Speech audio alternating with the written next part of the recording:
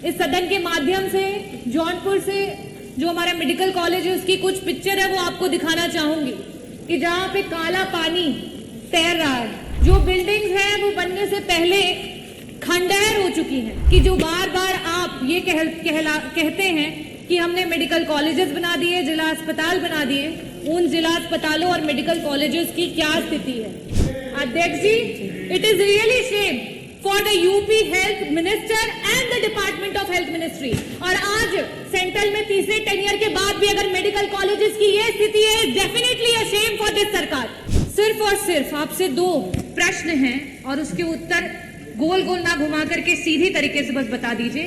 मैं आपका आभार व्यक्त करना चाहूंगी कि आपने मुझे प्रश्न पूछने का अवसर दिया। मेरा प्रश्न हमारे स्वास्थ्य विभाग के मंत्री जी से है कि गंभीर बीमारियों से पीड़ित मरीजों के लिए सरकार के द्वारा क्या योजनाएं बनाई गई हैं उसके रोकथाम के लिए, हमारे गरीब जनता की मदद के लिए।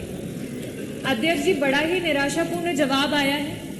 मुझे ऐसा प्रतीत होता है कि जब जब सत्र में पिछले 2.5 वर्षों में आपके विभाग के द्वारा जब भी प्रश्न पूछे गए हैं तो आपका एक सेम आंसर है कि हमने इतने जिला अस्पताल, इतने मेडिकल कॉलेज, इतनी डायलिसिस की मशीन, इतने एम्बुलेंस।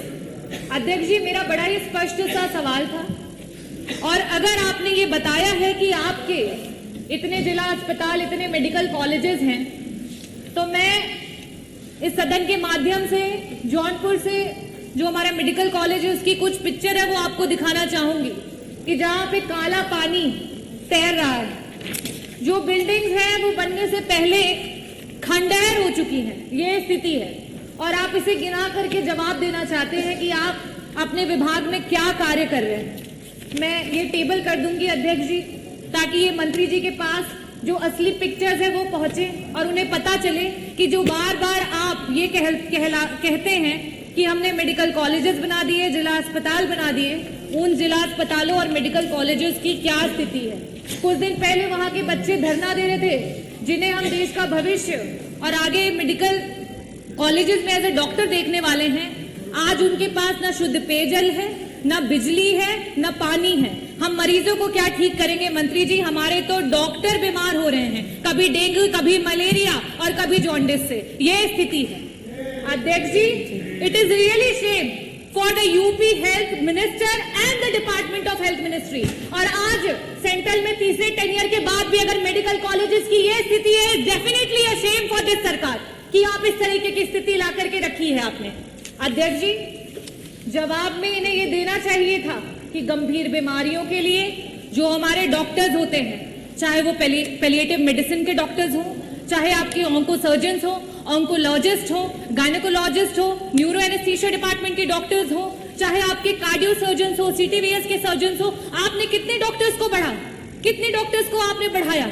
आज पेशेंट्स के अनुपात में आपके पास कितने आईसीयू के बेड्स हैं, कितने वेंटिलेटर्स हैं? अगर ये जवाब आता तो वाकई मुझे लगता कि आपके विभाग को कोई जानकारी है और सही में आप सरकार की और जनता के लोगों के लिए कुछ काम कर रहे हैं। अध्यक्ष जी, मैं वापस से अपने प्रश्नों पे आऊंगी कि मंत्री जी, सिर्फ और सिर्फ आपसे 2 प्रश्न हैं और उसके उत्तर गोल गोल ना घुमा करके सीधी तरीके से बस बता दीजिए कि आज उत्तर प्रदेश कैंसर जैसी बीमारी में देश में टॉप कर रहा है। ये प्रदेश आज इस समय वर्तमान में 2024 में हमारे पास कैंसर के 16 लाख मरीज हैं और हर वर्ष 2 लाख मरीज आपके बढ़ते चले जा रहे हैं। और इन गरीब मरीजों के पास ना तो पैसा है इलाज कराने के लिए और ना अस्पतालों में बेड्स। इन परिस्थितियों में अगर वो मरीज किसी प्राइवेट अस्पताल में जाता है, बड़ा बड़ा एस्टिमेट मिलता है। क्या सरकार कैंसर के सारे उत्तर प्रदेश के मरीजों को उनका जो एस्टिमेट जहां से भी बन करके आता है उसका एक मुश्त में पैसा उपलब्ध कराएगी कि नहीं कराएगी? मेरा दूसरा सवाल है मंत्री जी कि आज जब आपने जवाब नहीं दिया कि आपके पास सुपर स्पेशलिटी के डॉक्टर्स कितने बढ़ गए हैं, पेशेंट्स के अनुपात में वेंटिलेटर और आईसीयूज कितने हैं, तो इन परिस्थितियों में जितने भी आपके प्राइवेट उत्तर प्रदेश के हॉस्पिटल्स रन कर रहे हैं जहां पे वेंटिलेटर्स और आईसीयू की सुविधा उपलब्ध है, उनको पीपीपी मॉडल पे, सरकार तो पीपीपी मॉडल पे बहुत काम कर रही है, जगह जगह पर आप इसके बारे में एडवर्टीजमेंट्स करते रहते हैं। तो आईसीयू और वेंटिलेटर, क्योंकि ये ऐसे मरीज होते हैं, ब्रेन हैमरेज के मरीज होते हैं, इनके पास समय नहीं होता है। मंत्री जी, अगर एक्सीडेंट हो गया, आज बीपी बढ़ गया और ब्रेन हैमरेज हो गया तो तुरंत उसका ऑपरेशन होना है, लेकिन उनके पास पैसा नहीं होता, ना वेंटिलेटर पे देने के लिए, ना उन वेंटिलेटर्स पे रहने के बाद। तो मैं आपसे अनुरोध करना चाहूंगी कि पीपीपी मॉडल पे जितने भी हमारे प्राइवेट हॉस्पिटल्स हैं उनको ऐड करते हुए हमारे मरीजों को मुफ्त में इलाज और समय पर इलाज दिलाने के लिए क्या सरकार काम करेगी। बहुत बहुत धन्यवाद। अगर आप इस वीडियो को YouTube पर देख रहे हैं तो चैनल को सब्सक्राइब करें और बेल आइकन दबाना ना भूलें। अगर Facebook पर देख रहे हैं तो चैनल को लाइक करें।